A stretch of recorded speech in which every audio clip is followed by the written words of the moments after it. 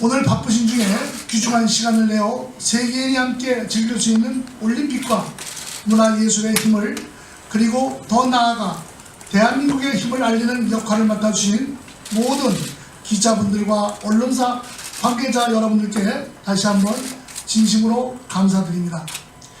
문화행사를 지탱하는 많은 힘들이 있습니다. 특히 오늘 오신 여러 기자 여러분들의 후원과 지지가 무엇보다도 큰 힘이 된다는 사실을 다시 한번 강조드립니다. 강원국제비엔날레 행사는 새롭고 관심 가는 주제로 꾸며졌습니다. 예술 감독님의 설명을 들으시고 적극적인 후원을 부탁드리겠습니다. 인사와 더불어 2018 강원국제비엔날레 모습이 약간 달라진 것을 또 설명드릴 수도 있습니다. 그리고 2018 평창 동계올림픽의 주 경기장에서 열리는 국제미술전람회 유상을 더 높이고 문화올림픽의 성공 개최를 기원하면서 새로운 이름과 로고 이미지를 준비했습니다. 강릉 경포의 겨울 정취를 느끼며 늘 푸른 동해 바다에서 강원국제비엔날레의 감동에 취해보시길 바랍니다. 새로운 명칭과 로고로 옷을 갈아입은 2018 강원국제비엔날레에 대해 더 많은 관심 가져주길 바라고, 강원도와 올림픽의 대표 문화유산으로 남한 누구에게나 자랑스러운 대표 문화축제가 될 수 있도록 많은 성원 부탁드립니다. 감사합니다. 네, 조주위원장님 말씀 감사합니다. 다음은 강원국제비엔날레 2018의 행사 개요 및 개최 배경을 소개시켜 드리도록 하겠습니다. 저희 강원국제비엔날레 2018은 2018년도 2월 3일 토요일부터 3월 18일 일요일까지 44일간 강릉 녹색도시체험센터 일원에서 이루어지게 됩니다. 개막식은 2018년 2월 3일 토요일 16시에 예정이 되어 있으며, 프레스콜은 18년도 2월 2일 금요일 13시에 예정이 되어 있습니다. 폐막식은 2018년도 3월 17일 토요일 16시에 예정이 되어 있습니다.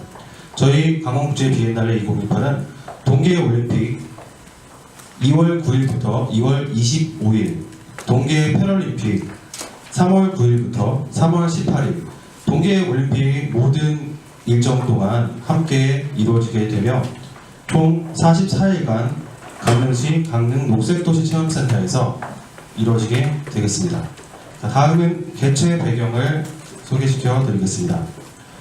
방금 전 조직위원장님의 말씀처럼 강원국제비엔날레 2018 본 행사는 강원도가 주최하고 재단법인 강원국제미술전람회 민속예술축전 조직위원회가 주관하고 있습니다.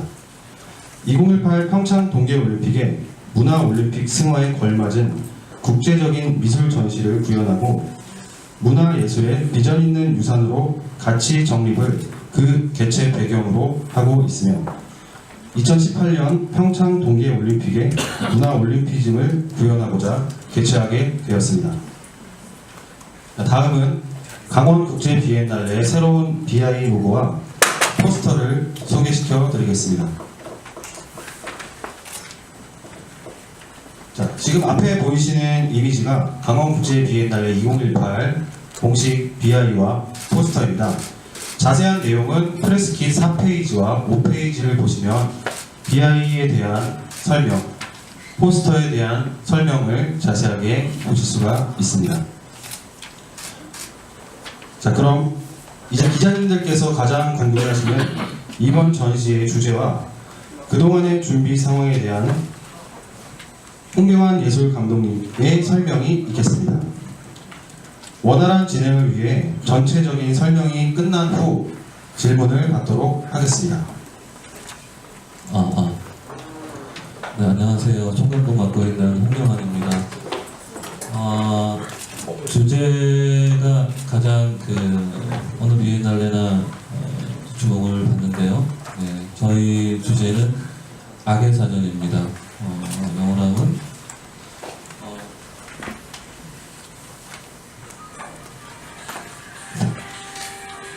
이게 페이지에 보시면 상세하게 잘 적혀 있고요. 저희가 가장 이 악의 사전에서 중시한 것은 올림픽과 같이 개최된다는 바로 그 지점이었습니다. 올림픽을 얘기할 때 우리가 흔히 언급하는 그 상생과 화합, 평화와 평등, 네, 이런 개념을 우리는 어떤 방식으로 풀어낼 수 있을까에 집중을 했고요. 저희는 오히려 역설적으로 현실적인 기반을 토대로 다시 한번 우리 인류가 지향해야 될 지점은 무엇인지 살펴보는 것으로 설정을 했습니다. 제가 그 개념에 대해서는 이 보도자료에 잘 써놨는데요. 제가 간단하게만 요약을 좀 드리겠습니다.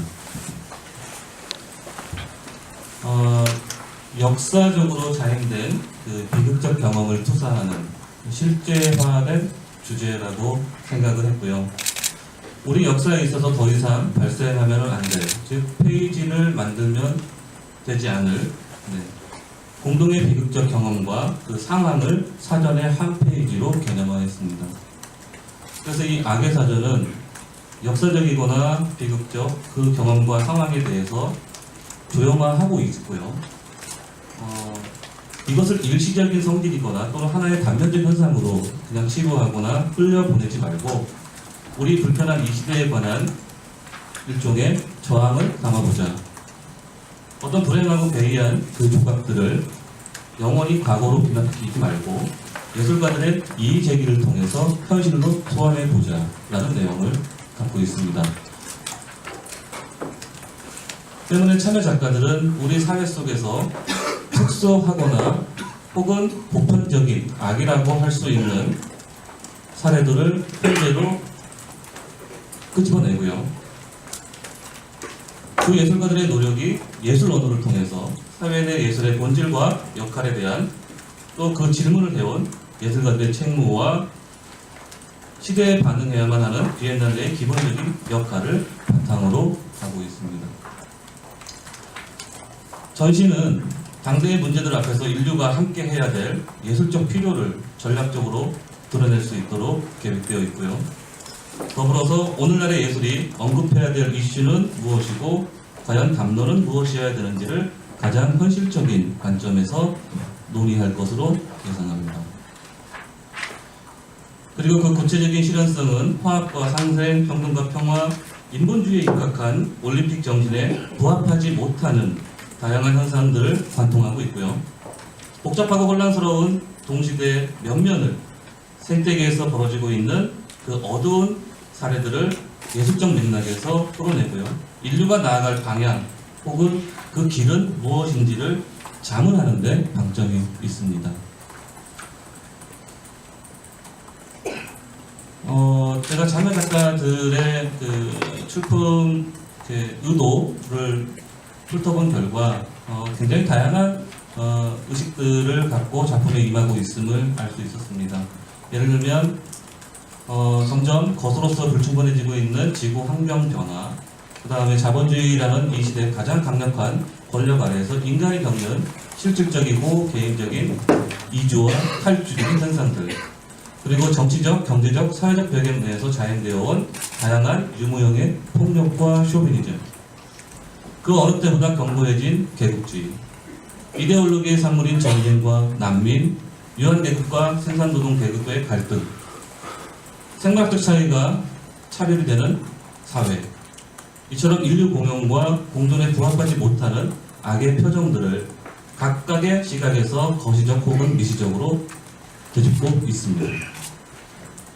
결과적으로 악의 사전은 악으로부터의 역사 앞에서 더 이상 악에 대해서 집중하지 못할 때, 그리고 악이 초악적인 상황이 되어 더 이상 악을 악으로서 인지하지 못하는 상태, 인본주의와 아무런 차이를 두지 않는 상황에 도래했을 때 그 악에 의해서 발생하는 불명확하거나 명확한 사건에 희생되어 온 우리 역사의 익명의 주검들을 예술적 언어로 나열함으로써 혹은 기술함으로써 사유하거나 인식 제고를 목적으로 하고 있다고 보면 되겠습니다.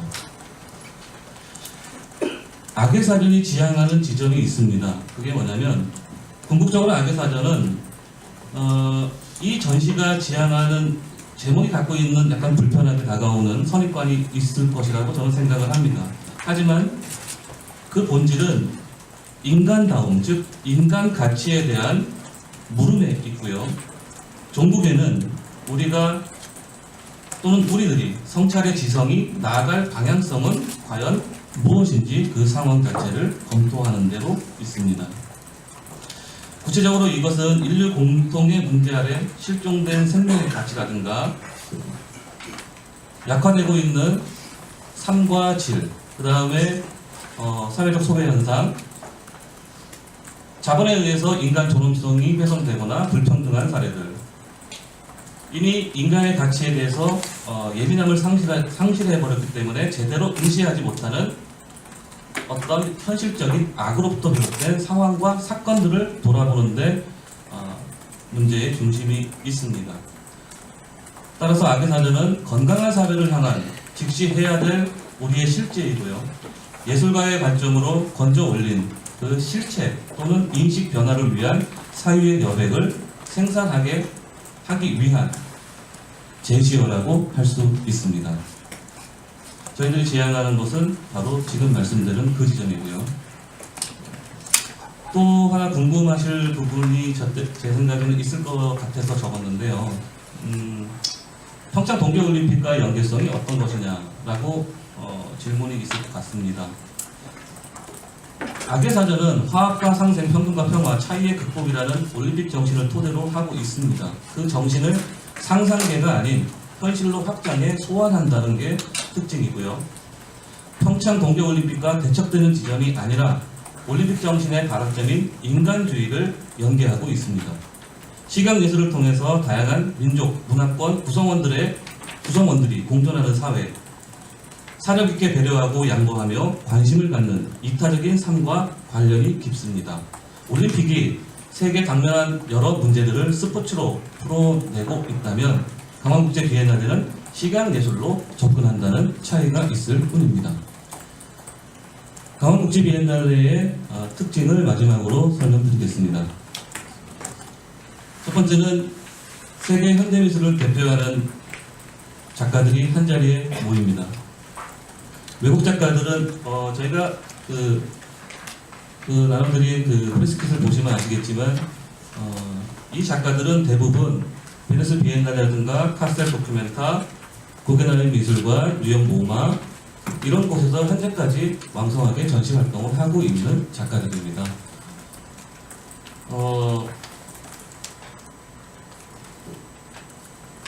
대표 작가에 대한 소개는 잠시 후에 저희 큐레이터 분들께서 해주시는 걸로 하니까 저는 일단 패스하겠습니다.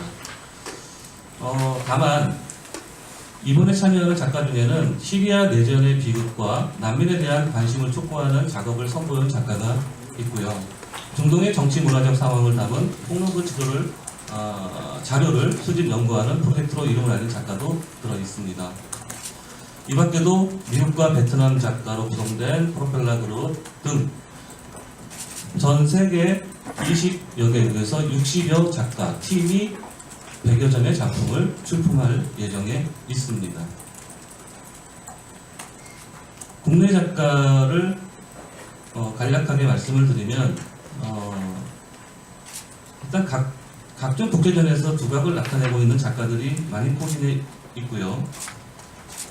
대표적으로는 조덕현 작가, 김승영 작가, 양마치 작가, 김기라 작가, 그리고 2015년 베니스 비엔날레에서 은사자상을 수상한 이문순 작가, 올해의 작가상 후보에 올랐던 국립현대미술관, 장지아 작가, 한효석 작가, 심승욱 작가 등 다양한 작가의 작품들이 이번 저희 국제 비엔날레에 선보일 예정입니다.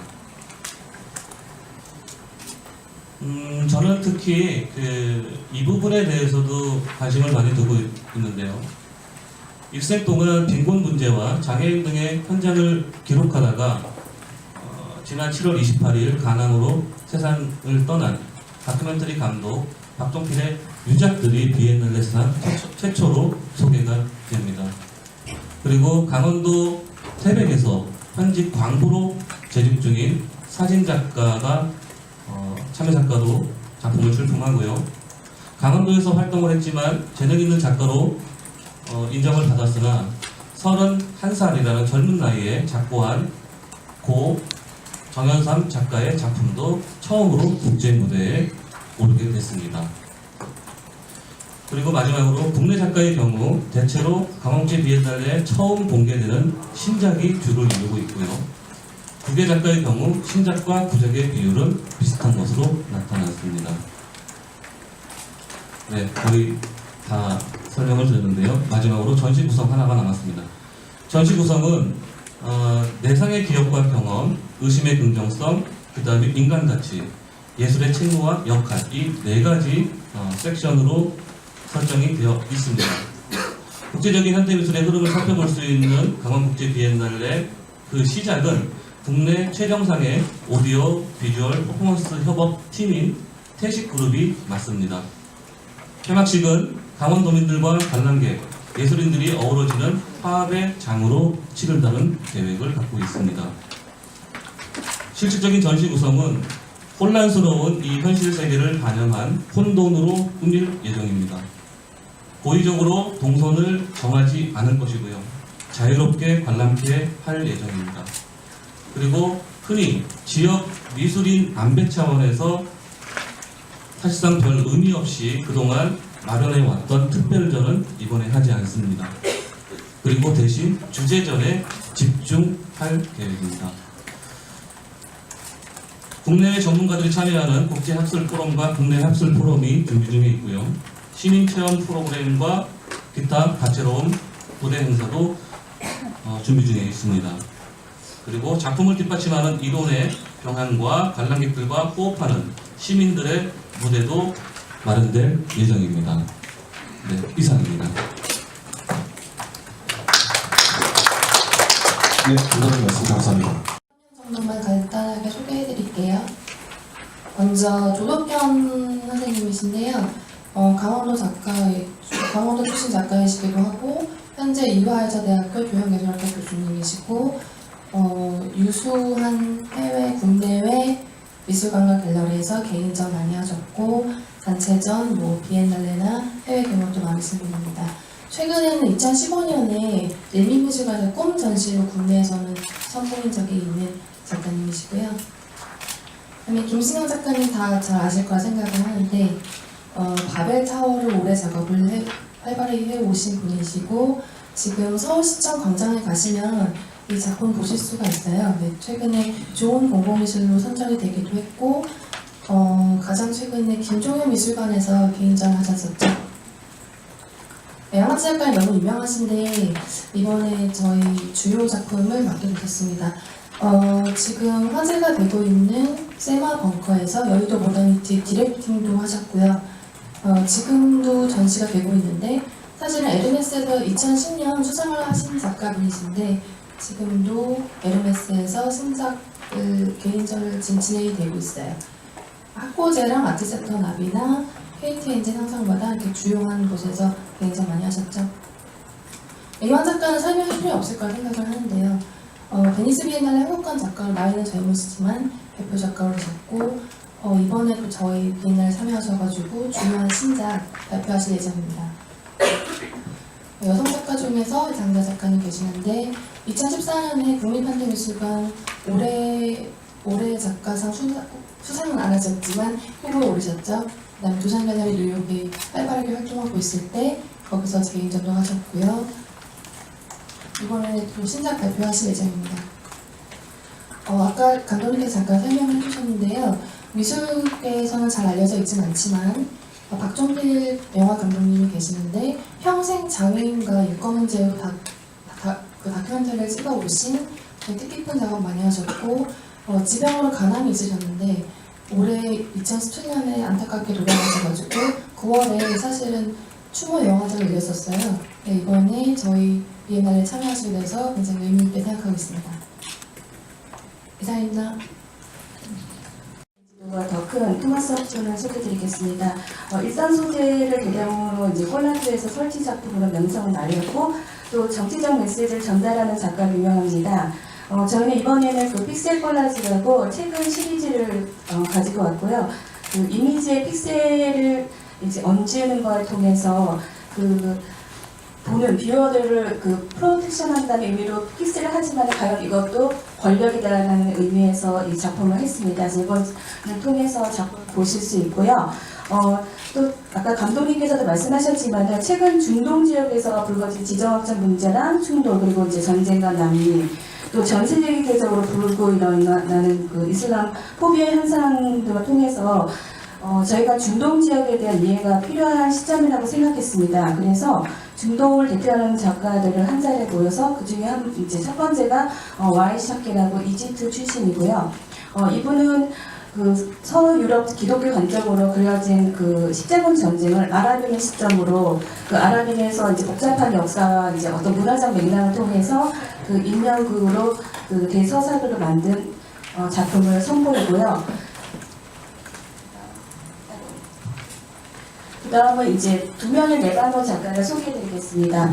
레바논도 75년부터 91년까지 레바논 내전으로 큰 이제 혼란기를 겪었고 사실 이 두 분의 이제 제가 소개해드린 와리드 라드와 아크람 자타리가 있는데 이 두 분은 전쟁으로 인해서 사실 지금 시리아 내전을 보면은 문화유산도 파괴되고 또 이제 삶의 어떤 자치도도 파괴되는데 이를 통해서 작가들은 레바논 내전을 통해서 아카이브 구축에 대한 좀 이렇게 집중을 한 작품들을 선보입니다. 그래서 와리드 라드는 아카이브 프로젝트 아틀라스 그룹이 있고 이 작품 아틀라스 그룹에 든 아카이브를 통해서 객관적 역사 사실을 좀 허구성을 내비치면서 이제 어떤 전쟁에 대한 외상과 망과 비극을 드러내고요.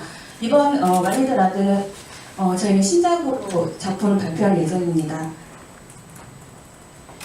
그리고 아크람 자타리도 이제 레바논 출신이고 이분도 또한 이제 베이루트를 근거로 사진과 영상 매체를 아카이빙 작업을 하면서 이분은 좀 더 어떤 사람들의 삶에 관련된 아카이빙과 사진 작품과 영상 작품을 많이 발표했습니다. 그래서 이번에는 이분의 이제 사진 작품이 선보일 예정입니다. 그래서 저희가 이제 레바논이나 이집트, 중동 지역의 동시대 흐름, 미술의 흐름을 좀 알 수 있는 기회가 될 것이라고 생각이 되고요. 또한 저희가 이번에는 또 시리아 작가를 또 초청을 합니다. 그래서 탐마 나자림과 압달라 알 오마리를 초청을 하면서 시리아가 지금 내전으로 힘들고 또 이분 두 분 작가가 사실 시리아에 거주했었고 이제 유럽에 계시는데 그걸 통해서 어떤 동시대의 미술을, 그러니까 내전과 관련된 동시대의 미술을 보여주지 않을까 싶습니다. 마이크 옮기겠습니다. 예, 이어서 설명을 드릴 이건석 큐레이터입니다. 제가 소개드릴 작가들은 이제 유럽이나 이런 서구 쪽 작가들이 아닌 유라시아 그리고 동남아시아 또 중남미 쪽 작가들입니다. 먼저 프로펠러 그룹에 대해서 설명드리겠습니다. 프로펠러 그룹은 베트남 출신 작가인 푸남 토쿤나와 또 투안 은무엔 이 두 작가 외에 미국 출신 작가인 매트 루체로로 이루어진 3인조 그룹입니다. 이 작가들은 인터넷이나 TV 방송 또는 영화 등 매스미디어에서 작품에 대한 영감을 주로 얻고요. 대표적인 예로 이번 비엔날레에 전시될 EK47대 M16이라는 작품이 있습니다. 70년대부터 지금까지 밀리터리 에어가드 사이에서 계속되는 논쟁이 있는데요. 이 두 총기 중에 누가 더 세냐 이런 소모적인 논쟁입니다. 되게 좀 생산적이지 못하고 좀 바보 같은 논쟁이라고 할 수 있는데, 근데 이 사람들은 그걸 실제로 구현을 했어요. 이 사람들은 이 AK-47과 M16이라는 두 개의 총기에서 발사된 총알이 맞부딪히는 그 장면을 포착해서 딱 고정시킨 그런 작품을 제작을 했는데요. 이 작품은 실제로 이렇게 좀 많은 의미를 내포하고 있습니다. AK-47과 M16은 지난 세기 냉전기에 맞부딪히던 양신형을 상징하는 대표적인 총기지요. 그리고 실제로도 지금 현재도 이 두 총기는 세계 곳곳에서 많은 희생자들을 만들어내고 있습니다. 이러한 대립과 충돌의 현장을 시각화하는 그런 작품을 보여줄 예정이고, 이 작가들은 2015년 베니스 비엔날레 주제전 모든 세계의 미래들이라는 주제의 전시에 초청된 작가들입니다. 국가원이 아니라 이제 주제전 초청 작가라는 점이 중요한 점이죠. 꽤 실력 있는 작가들입니다. 그리고 다음에 소개해드릴 작가는 라파엘 고메즈 바로스라는 콜롬비아 출신의 작가입니다. 사진에서 보시듯이 뒤에 있는 이 개미 조각들로 유명세를 탄 작가고요. 이 개미들에는 정치적이며 사회적인 의미가 있습니다. 개미 머리 부분과 이제 배 부분은 해골로 만들어져 있는데요. 이 두 해골은 내전으로 인해서 갈라진 콜롬비아 국민들을 상징합니다. 콜롬비아 내전은 1964년부터 현재까지 작년에 이제 평화협정을 체결했죠. 그렇게 오랫동안 이어진 세계에서 가장 오래된 내전 중에 하나인데요. 오랜 전쟁으로 인해서 황폐화된 사회를 떠나서 수많은 난민들이 발생했습니다. 개미는 보통 아주 눈에 띄지 않는 작은 그런 곤충들이죠. 그렇지만 우리 주위에 분명 존재하고 어디에나 존재하고 있습니다. 그처럼 이 작가는 이 개미 조각품들을 각국의 유명한 역사적인 건축물 외부와 내부에 한 수백 마리씩 부착해서 그 건물의 외관을 변화시키는 그런 작업을 해왔는데요. 이는 난민뿐만 아니라 이제 이주민들로 인해서 지금 전통적인 세계상이 변하고 있는 그런 모습을 상징적으로 보여주는 작업입니다. 그리고 다음은 알프레도와 이사벨 아퀴리잔 부부입니다. 필리핀 출신의 작가들인데요. 지금 호주에서 거주하고 있습니다. 화면의 경력에서 보시듯 이제 세계 각국의 비엔날레에 아주 쉴 틈도 없이 계속 초대되는 그런 인기 작가들이고요. 지금 최근에도 계속 스케줄이 꽉 차 있어서 저희 비엔날레 이제 초청하는데 애를 좀 많이 먹었습니다. 본인들이 이제 이주민 출신이기 때문인지 이제 이주와 이동 또 거주란 무엇인지 또 집이란 과연 무엇인지 그 이주민의 정체성은 또 어떤 것인지 그런 주제로 꾸준히 일본적인 주제로 작품 활동을 하고 있는 그런 작가들입니다. 이사용 종이 박스라든지 포장지 또는 옷가지나 가구 그런 생활용품들을 조합해서 작품들을 만드시는데요. 얼마 전 대전 시립미술관 헬로시티전에서 참여하셨는데 거기는 구작을 전시하셨고 이번 저희 전시회는 신작을 제작할 예정입니다.